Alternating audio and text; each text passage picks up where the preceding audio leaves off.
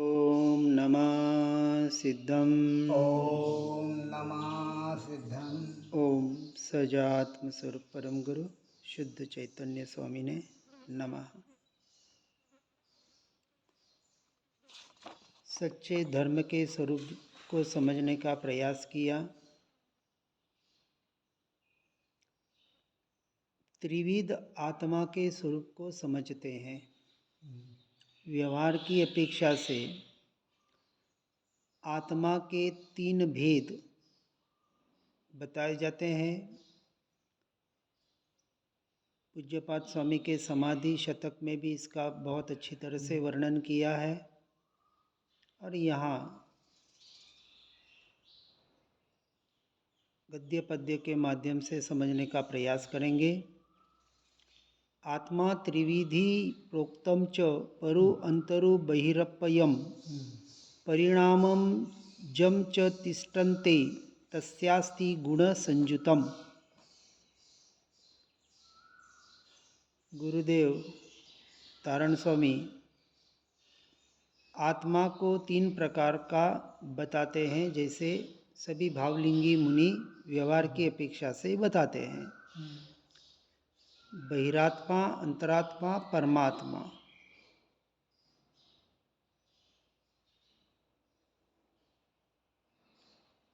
जो आत्मा जिन परिणामों में रहता है उसको उन्हीं गुणों अर्थात भावों से संयुक्त परमात्मा, अंतरात्मा या बहिरात्मा कहा जाता है। पर्याय की अपेक्षा से कथन है, निश्चय की अपेक्षा से तो मैं आत्मा, शुद्धात्मा, परमात्मा स्वरूप ही हूँ, ये श्रद्धान का निर्णय होता है, शुद्ध निश्चय नहीं की अपेक्षा से। व्यवहार की अपेक्षा से जिस समय आत्मा के जैसे परिणाम होते हैं उस अपेक्षा से यहाँ कथन करते हैं। इस देह को मैं मानना सबसे बड़ा यह पाप है। सब पाप इसके पुत्र है, सब पाप का यह बाप है। इसलिए सबसे पहले जो अनादि काल का मिथ्यात्व था, अगृहित और गृहित, दो प्रकार के मिथ्यात्व को जब तक जड़ मूल से उखाड़ने का प्रयास नहीं करेंगे तब तक बहिरात्मा से अंतरात्मा नहीं बना जा सकेगा। क्योंकि अंतरात्मा अर्थात जिसने अपने पर्याय में सम्यक दर्शन को, अपनी आत्मा के अनुभूति को, अपने आत्मा के श्रद्धान को परिपूर्ण तरीके से स्वीकार किया है, जैसा है वैसा, पढ़ा सुना हुआ नहीं, स्वीकार करना अर्थात अपने स्वयं के श्रद्धा से मैं आत्मा ही हूँ अर्थात अन्य में कुछ भी नहीं हूँ, ये साथ में स्वीकार होता है।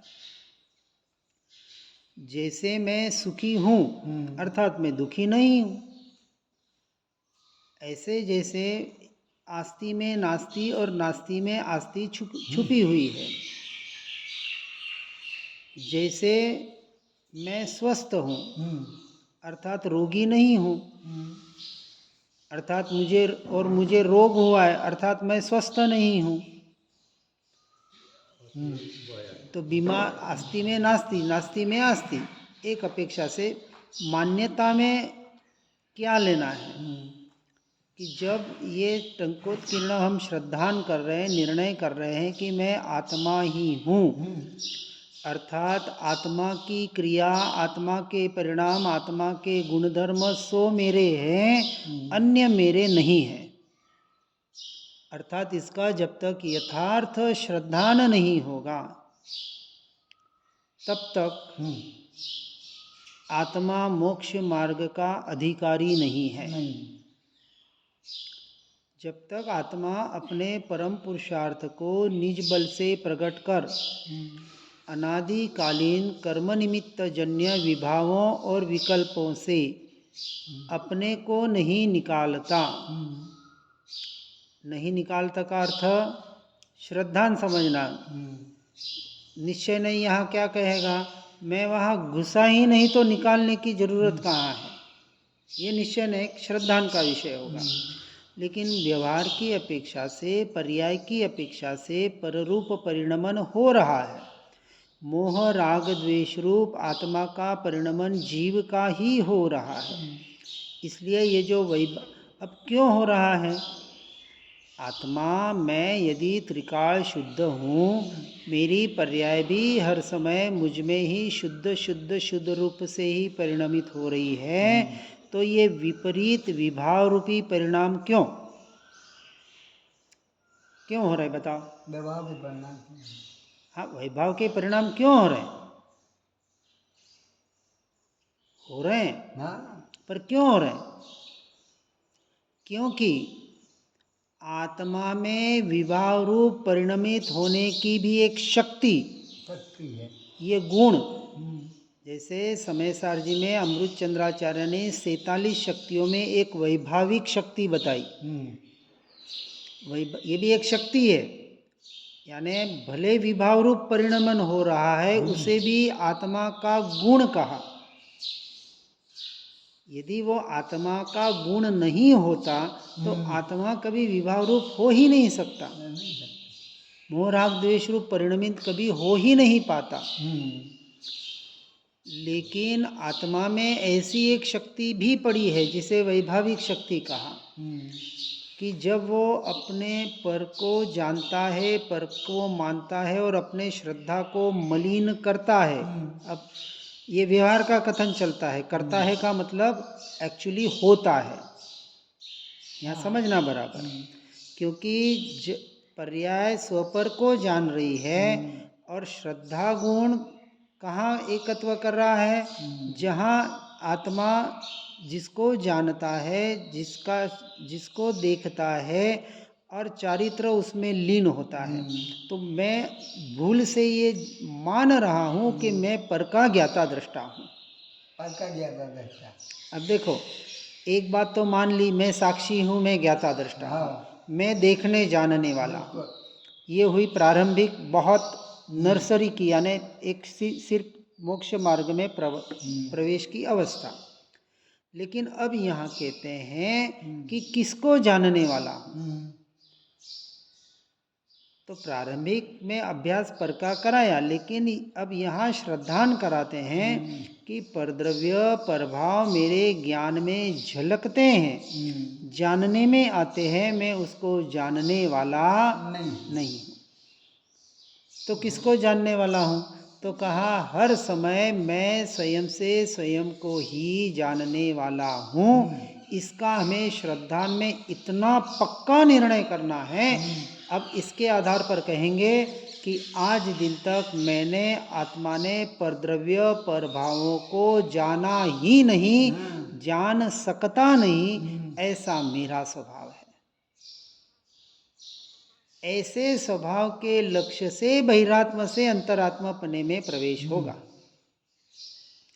इसलिए अनादिकालीन कर्म निमित्त जन्य विभाव और विकल्प अपने को नहीं, उसमें से अपने को नहीं निकालता। तो निकालने का रास्ता क्या, ये मान्यता, इस श्रद्धा को दृढ़ करना। तब तक इस संसार रूपी गहन मन में नाना दुखों की परंपरा को प्राप्त होता है। इसलिए मोक्ष मार्ग में स्थित वे हैं जो सम्यक दृष्टि भेद विज्ञानी है।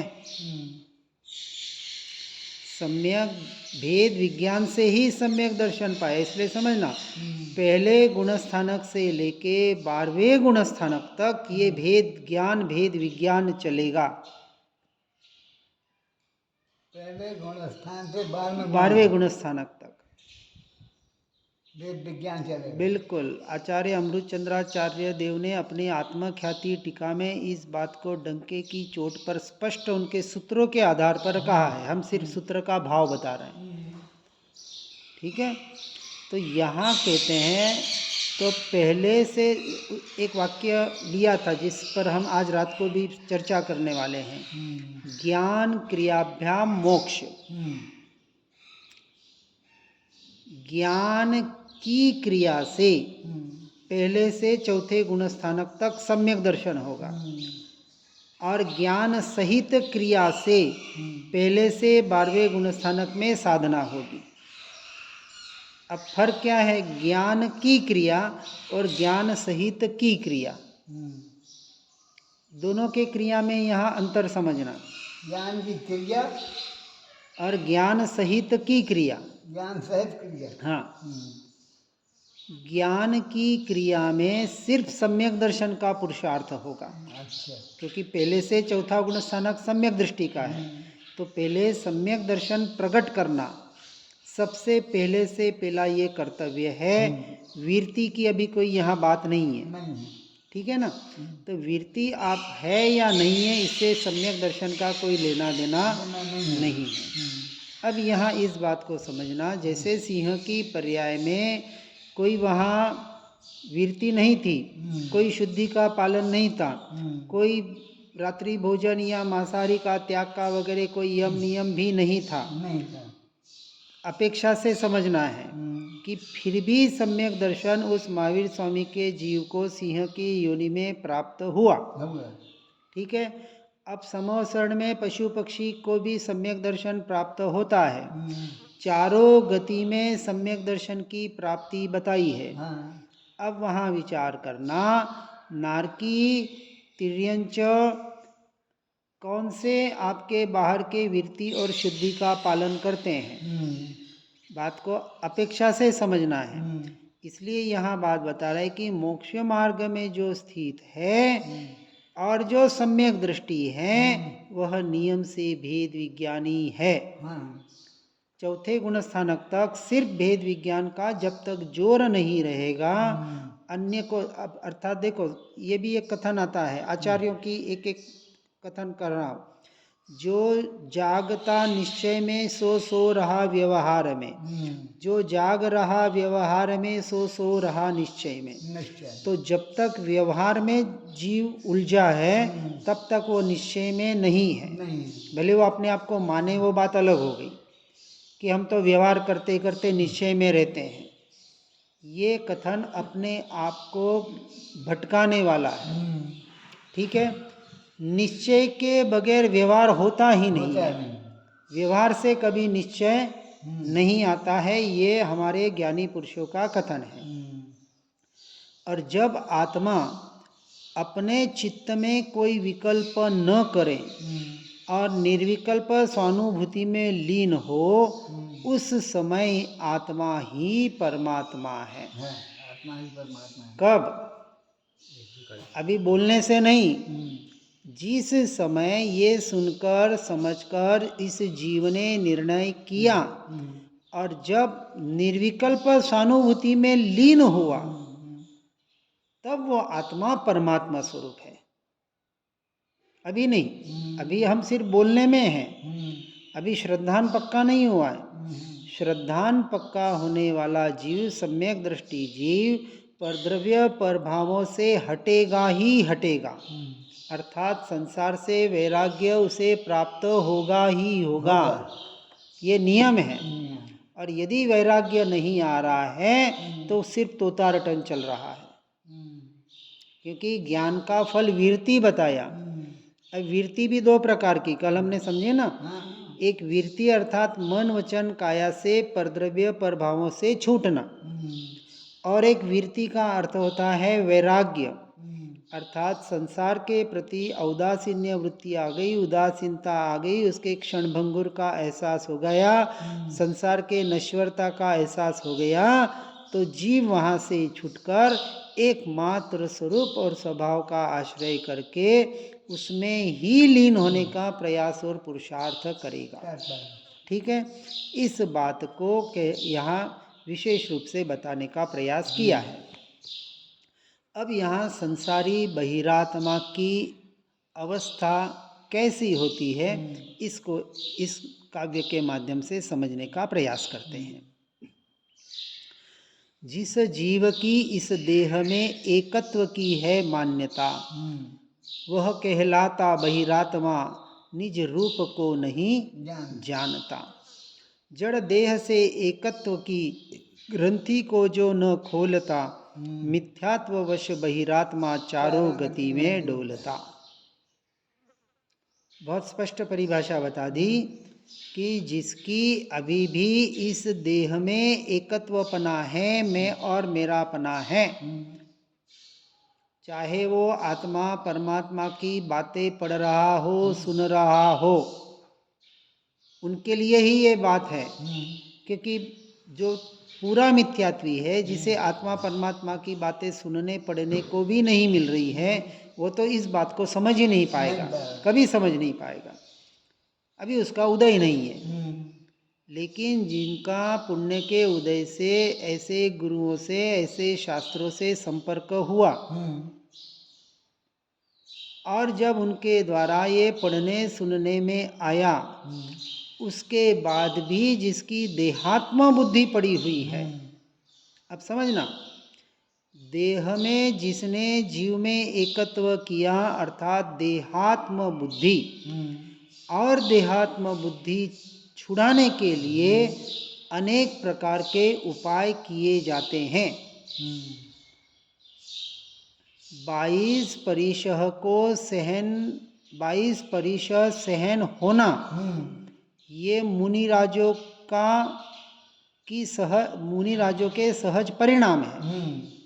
वो करते नहीं है, उनके हो जाते हैं सहज।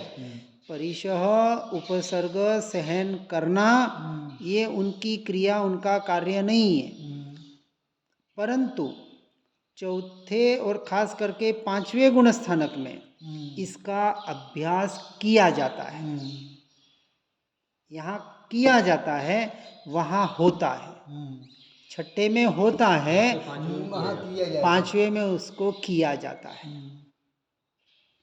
22 के 22 परिशह पढ़ना, हम तो स्पष्ट कहते हैं, जो सम्यक दर्शन की जिन्हें चाह है, जो उसका अभ्यास कर रहे हैं, और जिन्हें ऐसे लग रहा है कि सम्यक दर्शन हो गया है, अब हुआ नहीं हुआ उनका वो चिंतन करें। लेकिन जिनको लग भी रहा है, तो उनको इन परिश 22 के 22 परिशह को सहन करने का अभ्यास करना चाहिए, ऐसी मेरी मान्यता है। ठीक है ना, एक अपने विचार बता रहा हूँ, कोई नियम और ऐसा कहीं मैंने पढ़ा नहीं है, नियम नहीं, पर ऐसा होना। हाँ, ताकि क्या है, ये जो अभी बात आई ना कि ये जो देहात्म बुद्धि पड़ी है ना, तो इसके लिए देहात्म बुद्धि निकालने के लिए 22 परिशह को यथार्थ रूप से समझना है, और साथ में भेद विज्ञान तो चलाना ही है। ये भी मेरा स्वरूप नहीं है, ये मेरी क्रिया नहीं है, ये साथ में भेद ज्ञान चलेगा। ठीक है ना। एक बात समझना, साधना में देखना, जितना नेचुरल भेद विज्ञान आत्मलीनता प्रतिकूलता में होती है, वो अनुकूलता में आर्टिफिशियल होती है, नेचुरल नहीं होती है। और उसकी तीव्रता, वास्तविक जो पकड़ कहते हैं ना हम, वो अनुकूलता की वाली पकड़ ढीली होती है, कभी भी छूट सकती है।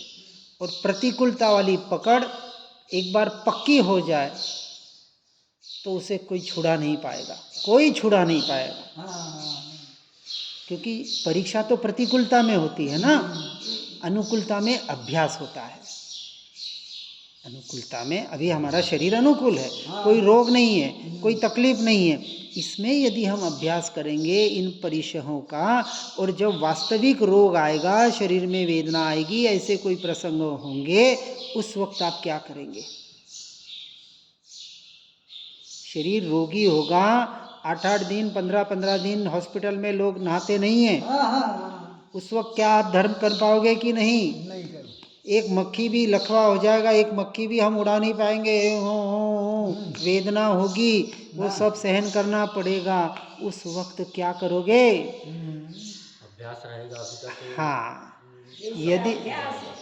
यदि अभ्यास होगा तो उस वक्त आत्मा याद आएगा, नहीं तो वो शरीर ही याद आएगा, कितनी भी आत्मा की बातें पढ़ी सुनी भी क्यों न हो। वो तो उस समय उसको कुछ नहीं होता, अपन निंदित सुधार में नींद आएगा, उद्गत को हो रहा है, मेरा नहीं है। जो अभ्यासी है, अभ्यासी, बोलने वाला का नहीं, हम तो भेद ज्ञान करते बराबर, ये इसलिए साथ में का जितना ये देहात्म बुद्धि छोड़ने का अभ्यास अब साथ साथ में करो। हम तो हमारे जो जुड़े हुए उनको यही बात कहते हैं। बराबर सही। और इसी बात को कहा, जड़ देह से एकत्व की ग्रंथि को जो खोलता, ये ग्रंथि खोलने का उपाय है। देहात्म बुद्धि जो पड़ी है उसको, अब भले हम मुनि नहीं है, भले हम व्रत प्रतिमाधारी नहीं है, लेकिन जितना देहात्म बुद्धि छोड़ने का अभ्यास होगा और उसके साथ जितनी आत्मा की तरफ उपयोग होगा, दो बात, व्यवहार और निश्चय, उतना उतना जीव मोक्ष। ये प्रायोग्य लब्धि में ये होता है।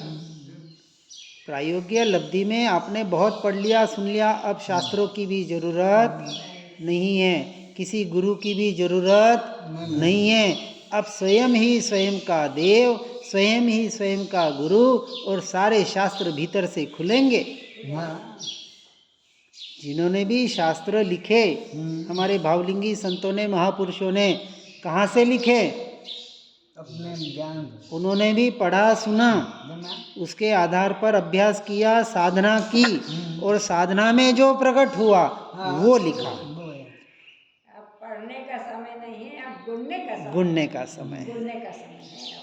अब यहाँ व्यवहार की अपेक्षा से कहें तो करने का समय है, करने का समय नहीं, चर्या का, चर्चा का नहीं। नहीं। और चर्चा भी हो तो चर्या के लिए हो, नहीं तो वो बुद्धि, वो कहते हैं ना, बुद्धि विलास का विषय बन के रह जाएगा, वाद विवाद या वो पंडिताई और विद्वत्ता का विषय हो जाएगा, और जैसा जीव कोरा का कोरा, जैसा था वैसा का वैसा रह जाएगा। ऐसा हमें नहीं रहना है, हमें नहीं, मुझे नहीं रहना है, हमें भी नहीं। अब हमें भी जो बैठे हैं उससे भी मुझे कोई लेना देना नहीं, मुझे नहीं रहना, स्वयं को रहना, ये निर्णय करना है। अब आगे बताते हैं, पर पुद्गलों को देखता कर्तृत्व पर का ठानता, होकर अहम में चूर, गुरु की सीख भी न मानता। मैं न करूं तो कुछ न होवे, वचन ऐसे बोलता। मैंने किया, मैंने किया, मैंने नहीं किया तो किसने किया? आपने किया क्या? उसने अभी कर्म को स्वीकार नहीं किया है। अरे भैया, पुण्य का उदय था तो हो गया, नहीं तो अच्छे अच्छे धूल में मिल जाते हैं। खाना राजा राणा छत्रपति, हाँ, सब मिट्टी में मिल जाते हैं, और मिलना ही पड़ेगा, क्योंकि मिट्टी मिट्टी में नहीं तो कहाँ मिलेगी। ये पर पुद्गलों को जो देख रहा है, पर पुद्गल में दो चीजें आ गई, पर द्रव्य अर्थात 6 के 6 द्रव्य, आत्मा को छोड़ के 6 के 6 सृष्टि के सारे जीव भी उसमें आ गए, फिर वो पुत्र हो, पति हो, पिता हो, कोई भी हो, ये शरीर भी क्यों ना हो। 6 के 6 द्रव्य को जो पर में देखता, क्योंकि सब पुद्गल के परिणाम,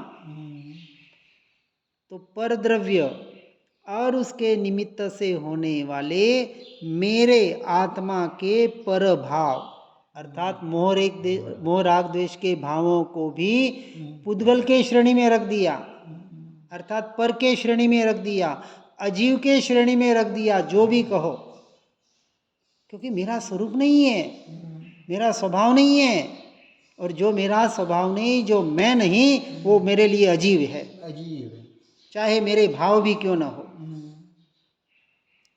पर का अर्थ पुद्गल कहो, अजीव कहो, पर कहो, एक ही श्रेणी है।